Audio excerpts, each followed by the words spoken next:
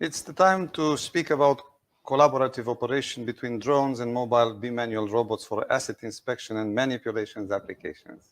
A long title. I'm sure that the next lecturer will tell us more about it. We have the pleasure to talk to Patricia Preda, a robotic engineering student at the University of Essex. Hello, it's good to have you here next to me, not taking care of the whole contest at the technical desk. Hello, Katalin. I'm really excited to be here and to present this interesting project. Yes, indeed, it's a really long title, but we'll take it in subsystem and we'll discuss how they make together as a whole. That's good, because somebody like me, very unaware about these very specific and eclectic terms, only knows about drones from and robots from the whole title. So I am sure that you and your supervisor, Mr. Vishu Mohan, have prepared very detailed information and interesting for our participants. Please, you have the floor. Thank you. So yes, as I mentioned, it is a really long title. We will discuss about the collaboration, if we were to take it apart, between mobile bimanual robots and drones, and how we can use them for asset inspection and for manipulation applications. So let's proceed. I have divided the work in 3 different topics. So we have background research, because when we start a project like this, we have to do a bit of background research. We have to check what are the other projects that are being done in this domain and what are the funded projects that are being developed at the moment, in order to understand to what extent we can bring something new in this area. Afterwards, we will discuss about the work done, the technologies that we've used, and how we can make them actually work together. What are the architectures that we are using at the moment? And we will discuss about the future work that can be done or will be done in order to improve all these projects. So let's start with the motivation and the scope. So the main motivation is to do fast surveillance using drones and targeted action using mobile robots. So here you can see a slide with potential application in several areas, such as smart agriculture and asset inspection, environment surveillance and monitoring, and we'll be talking about extreme and dangerous situations, such as landmines detecting, and of course, something of big interest today, search and rescue. So our main aims are to separate humans from direct line of action, exploit the advantages of such a collaboration between drones and mobile robots to observe the symbiosis between intelligence gathering using the drone and targeted action or control using mobile bimanual robots. So we also want to reduce the number of laborious repetitive tasks facing workforce shortages today, such as farm scouting, disease detection, or yielding predictions. So the framework that we are using will be UAV and UGV. So these two are 2 main symbols that I will be discussing. So before we start, I just want to make sure that everyone knows and understands what those stand for. So we have UAV, which is unnamed aerial vehicle, and we have UGV, which stands for unnamed ground vehicle. So we will be using this framework in order to see what are the applications and what are the various domains where we can use it. So we will be talking about crop monitoring, such as counting and searching in farms. We will be discussing about the issues we can detect with such a framework, such as mildew in strawberries or gray mold, sorting and recycling waste in large areas, surveillance and monitoring, such as train tracks, railways, and how to do maintenance, accessing hazardous areas to check air quality, biochemicals, and radiations, and offering first responder help in places that are hard to access. So before we start going into the technical side, we also have to discuss the financial and the social impact.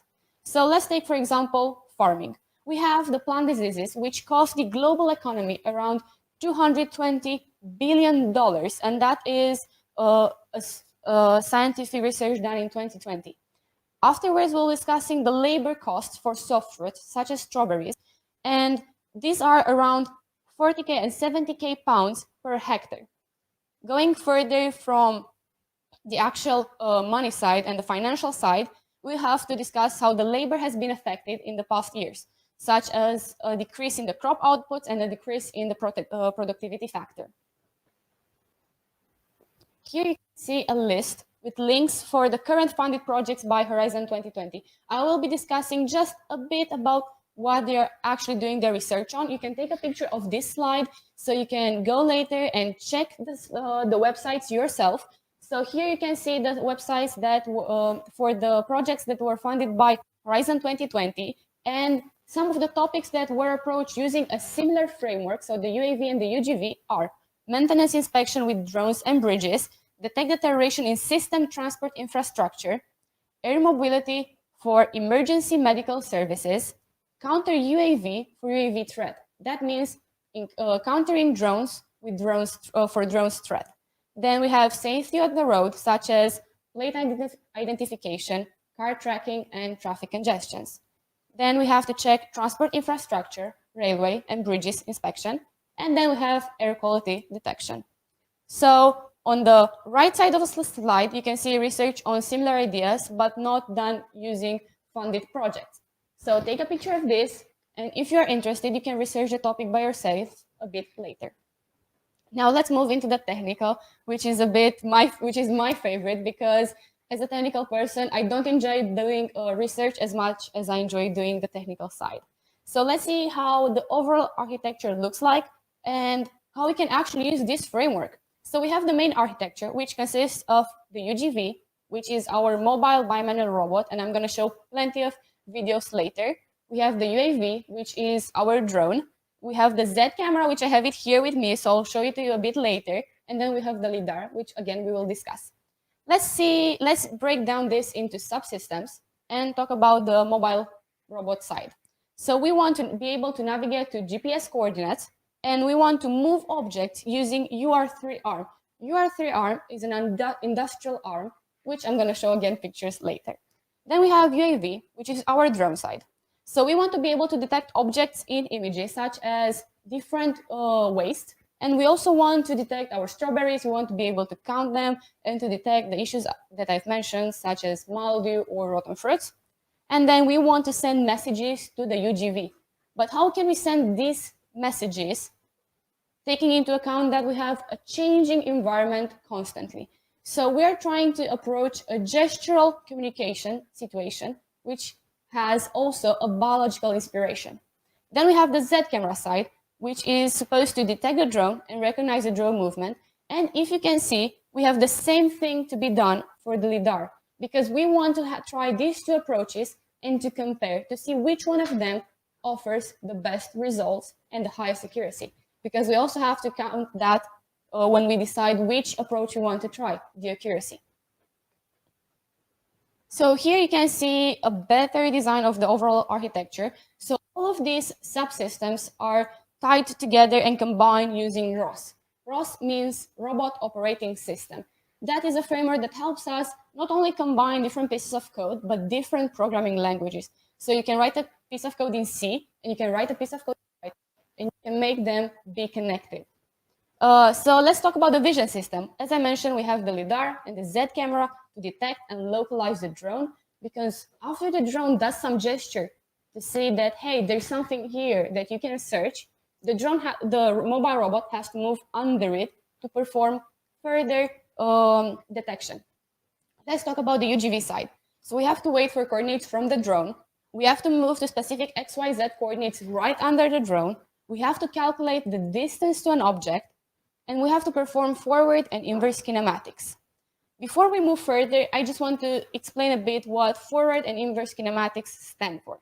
So let's assume we have a robotic arm, and instead of, and we'll have one that's similar to a human arm. So I'm gonna take, for example, my arm. As you can see, our arms have multiple joints. So we have the shoulder, which can move up and down, and a bit front and back. Then we have our elbow, our wrist, and fingers. That means that we have to find a method in which we move all these specific joints in order to reach a coordinate Z Cartesian coordinate system. So we have to talk about the end effector. The end effector is what we want to reach with our grip, with our hand, with our vacuum gripper. So whatever you use, in case it's my fingers, I'm gonna use them as a gripper. We have to find a way in which we can move all of our joints to reach this specific position. So this specific position, I will have to move all my joints just a bit. For example, to reach another position, like more to the left, we have to move our arm just up or down. So that's what forward and inverse kinematics do. We convert these joints from joint coordinates to Cartesian coordinates, so we know how we can reach that specific XYZ coordinates. Sorry, we're having some technical issues because of my moving. All right, so this is what kinematics do. All right, moving on, we also have to pick and place our object with the arm, if that is the case for waste sorting. However, if we want to do strawberry picking, then we don't do pick and place, we just cut the strawberries, but I'll show videos a bit later. So moving to the drone side, we have to map the area, we have to investigate, we have to do some recognition to detect objects of interest, which in our case are waste and strawberries. Then we have to perform specific movement to send message. We have to wait for our ground vehicle to perform actions, and then we have to start searching again, because maybe we found the first item in a space, but we want to keep searching in order to find all the items from that space. Let's talk about the waste sorting and the vision side. So we have a CNN-based algorithm to detect different materials. CNN stands for Convolutional Neural Network. So here you can see all the materials that are being classified from our CNN, and we have cardboard, glass, metal, paper, plastic, and trash. So we are using ResNet34 and the one-cycle policy using FastAI library. Now, whenever we choose an approach, whenever we choose a different technology, we have to cross-compare it. We have to check what are the trade-offs, what are the advantages and disadvantages from choosing that specific method. So we didn't stop at only one method for waste sorting, the FastAI library. We tested a second one. Why? Because FastAI is incredibly slow. So here you can see that, for example, we need roughly 10 to 15 epochs to train a CNN. And here, for my example, it took 30 minutes to train one epoch. So in order to train 15, 10, or maybe 20, it's going to take a lot longer. So let's try a different approach. Let's see what else is on the market. But before, let's see what are the results using the CNN. So here you can see the images that I've used to train my model. So we have paper, cardboard, Coke, and bottle. And you can see that it says input path to image. It prints the path to the image, and then it prints what it detected from that image. So maybe the paper and the cardboard and the Coke are a bit easy because they are really easy to take out from the background. But let's look for the bottle example, which is, I think, here. So you can see that it prints plastic because the bottle has a color similar to the background. So we wanted to make sure that we've tested all of our edge cases. Edge cases meaning all the cases where our code might fail. So this is how our algorithm with the CNN perform, but keep in mind, it takes a really long time.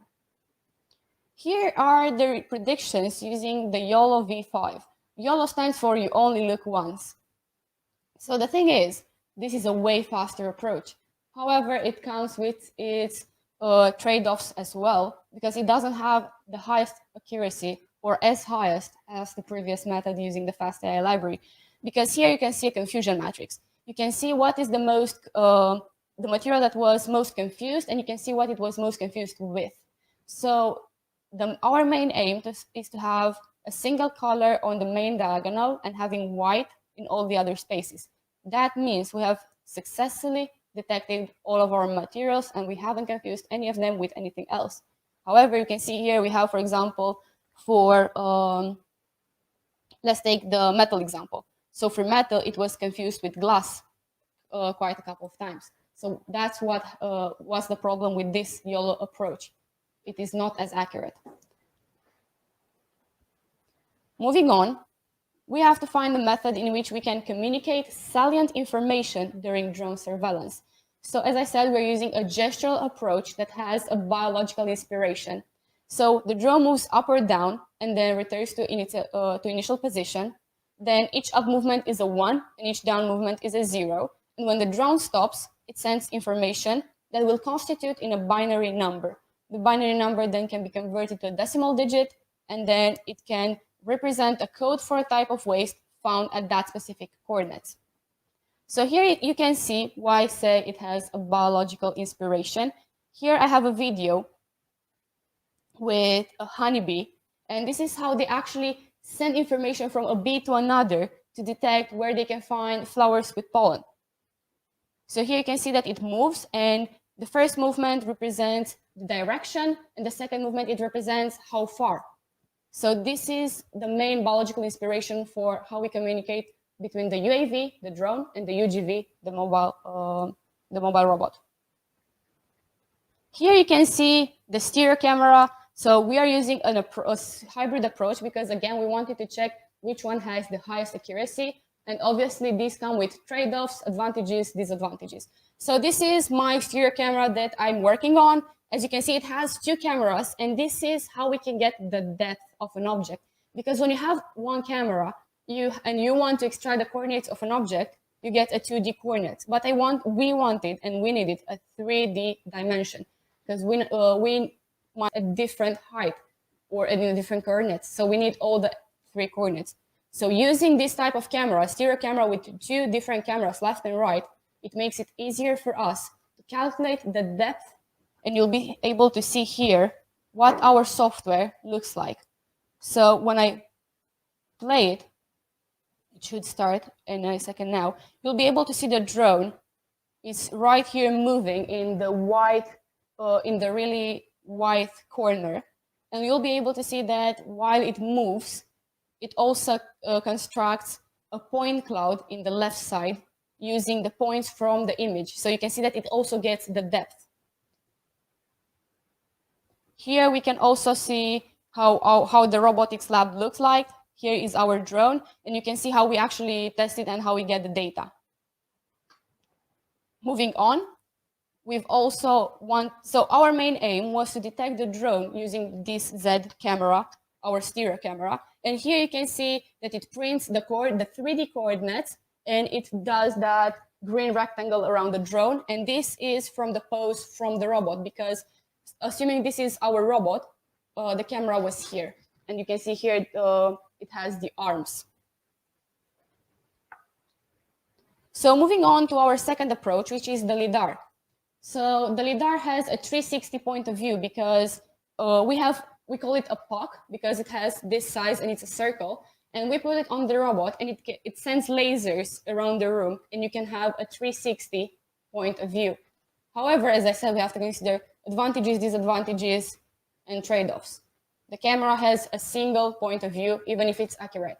However, the LiDAR has a 360 point of view. So we wanted to test if we can combine these 2 data in order to get the best accuracy.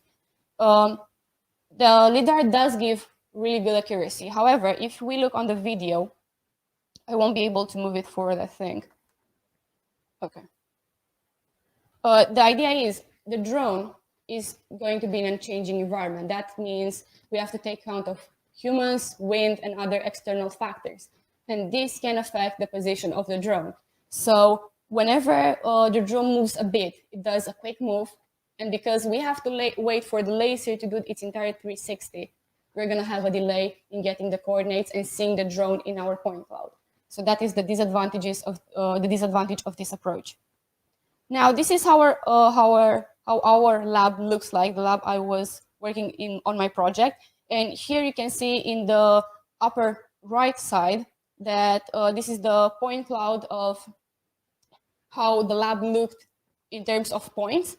And in the right lower side, you can see how we performed clustering in order to cluster all these points to detect different objects. So let's talk about robot movement, which is the action side. So here we can see we have moved our robot in the lab. You can see we've moved it in the simulated environment, because not every time you have access to the labs. And then here we can see the arm movement and how it picks each object from its initial position, and it goes to our first object. Okay, it started. So now it first goes for the plastic, it moves back, it places it in a specific container, that it moves to ceramic, and it's going to put it in a different container, because that's what we are aiming for, sorting. And then we have our last one, which is metal, and is going to be put in a third different container. So now we've discussed about all of these subsystems and how we use them, how we divided this project in subsystems. But let's have a look on how the final loop looks like with everything put together. So we have intelligence gathering, we have gesture recognition. You see the drone does the back flips. Now the drone is going to land on the robot. And now we have sort, pick, and place. So this is our full loop using the drone.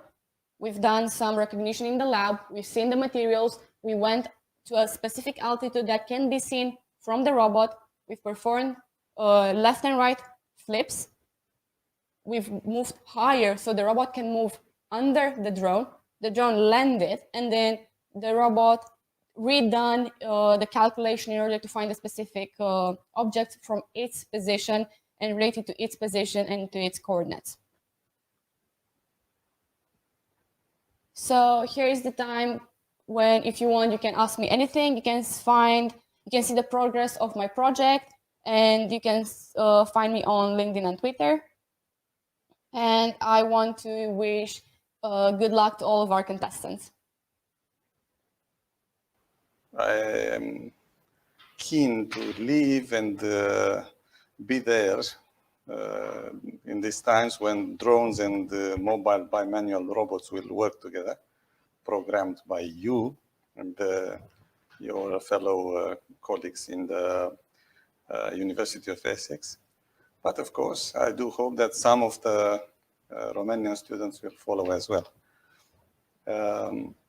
How's the environment there in your university?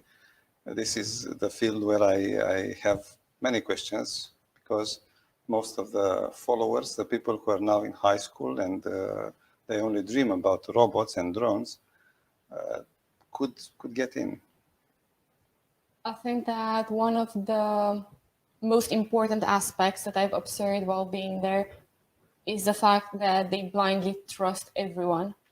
And I think that's a good thing for people like me. So I was in luck to meet a professor that trusted me, that wanted me to grow and to learn many things. So whenever I had an issue, whenever I had something to ask, he was there. And why do I say that they blindly trust you? So the thing is, you have all the time access to robotics, to materials, to drones, to whatever you need.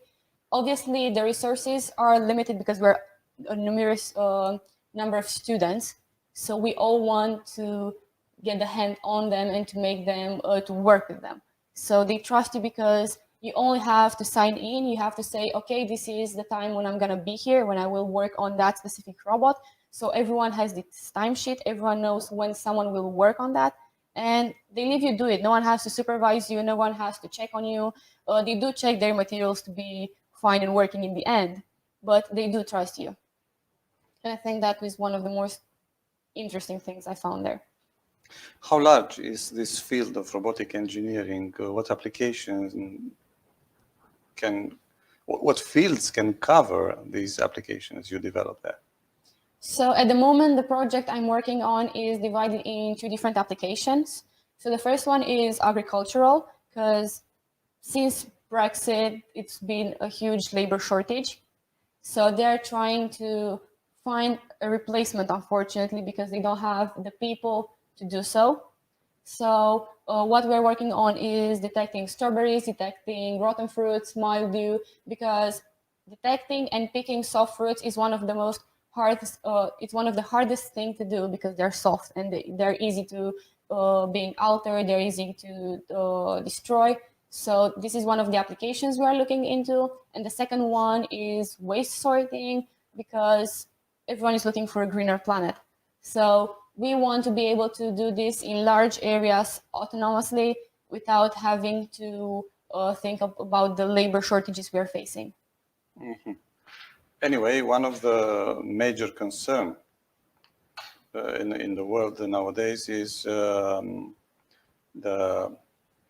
replacement of human task force with robots. And this subject was approached by few of our lecturers in this contest. How do you cope with the ideas that some people in all cultures of the world will become a little bit of your enemies in this respect?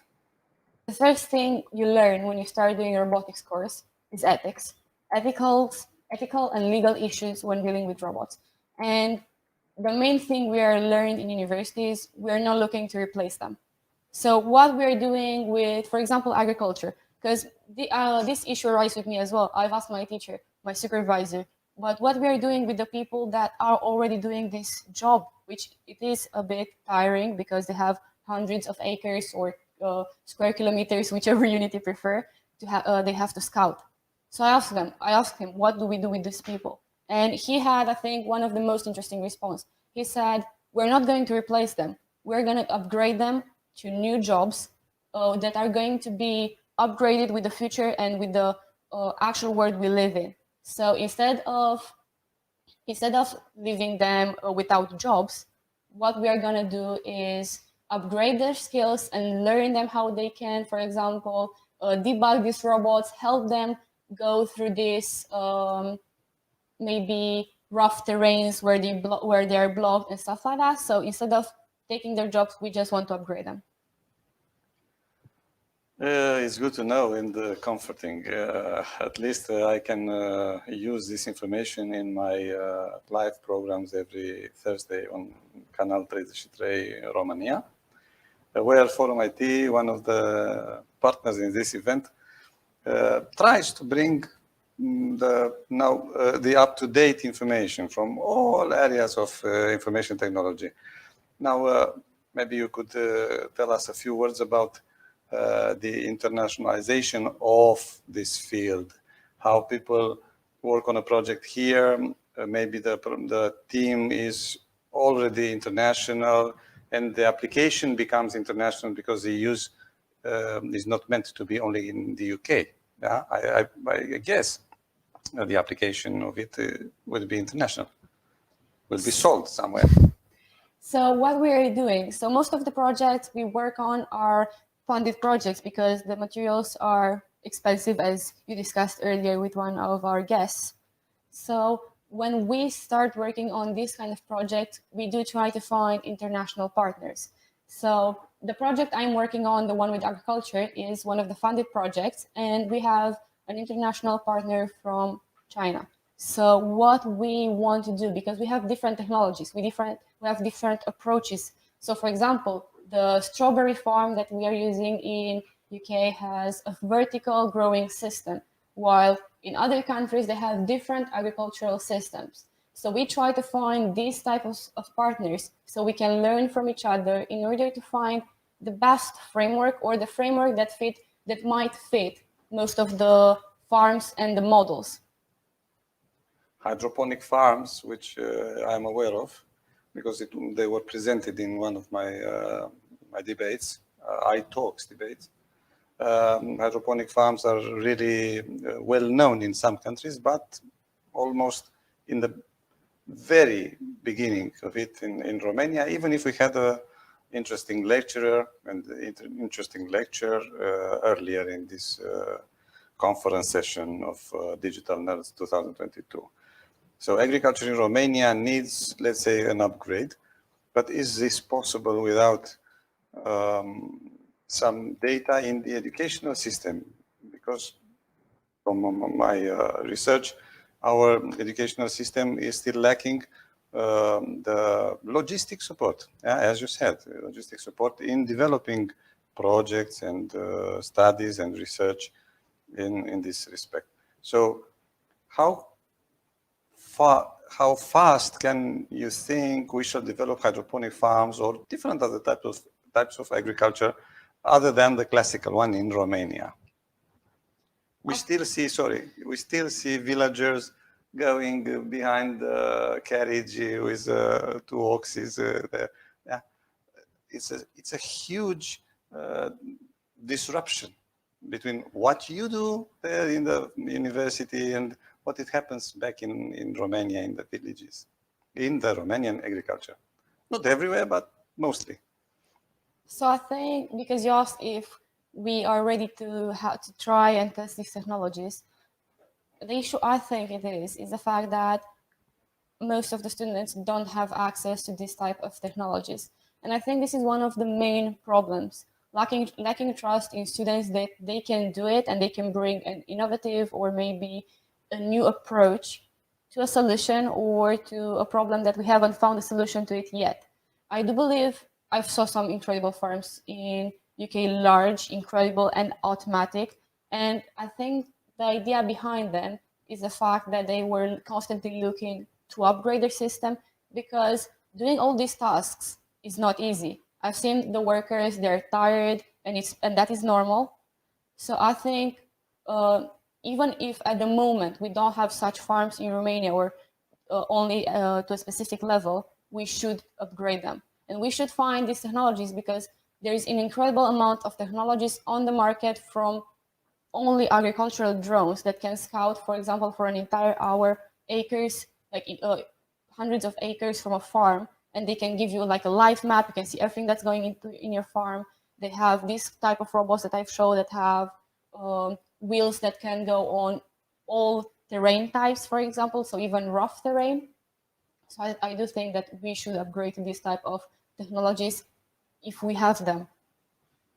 It is amazing for those who don't know or are not aware of the fact that Holland, the Netherlands, is among the first three largest producers of agricultural products, vegetables and so on. Even if it's a very small country and the large territory is below the sea level. So they first have to struggle with maintaining the land out of water, and then to have the procedures so well developed and strengthened with technology, because this is the way they do. They have a lot of technology at hand and robots to help them grow and take the fruits and the vegetables and send everywhere in the world to export them. So as long as that happens, that is happening, I think that Romania, with large areas of very good land, can import at least the ideas, the procedures, and maybe accept some help in this field. And maybe Romania also would be willing to accept people like you, students, Romanian students abroad, to come up with events, camps, conferences, contests like this, to help everybody to find a model to follow. About having a model, what do you say? Did you have one? So I think the person that inspired, helped me in any way possible since I arrived there was my supervisor. So he's my teacher since first year. I had multiple classes with him, and he is the role model that I want every student to have. And I'm saying this with my whole heart. He is, I think, one of the most genuine persons I've met. He wants to help you regardless of what happens. He wants to help you develop. And I think because most people, when they meet you, maybe they want to keep you, everyone wants to keep you on their side when they meet you. But he said, I want you to grow. So regardless if it's with me or in another place, we want to develop this. So I think every student should choose or find, if they don't have someone in their area, to find someone that can inspire them in this way. to constantly grow and evolve and to find the best solutions and to find the most interesting projects to work on, even if sometimes it might seem difficult or even if they might encounter issues. Even if you have a good model, the responsibility still remain on your shoulders. That is true. So an encouragement word from you in the end of this short interview, I think would be great for our young participants. So I think the advice that I give to people before I started university and that I give to people that haven't gone to university yet is to try everything they can find available to them. Any type of projects, any type of camps, any type of learning processes, anything that can make them learn and discover what they like. And I think that after you have discovered what you like, just pursue it and make it be your most important thing that you want to do. And because that's what makes me happy, even if, so for example, for me, I stay 12 hours in the lab and I'm going happy at home knowing that I worked on the project. And even if it doesn't work at the moment, I worked on a project that made me happy and that maybe someday, hopefully, will make a change. So find what you love, find what you like, and do it without being tired and without feeling like you have to work.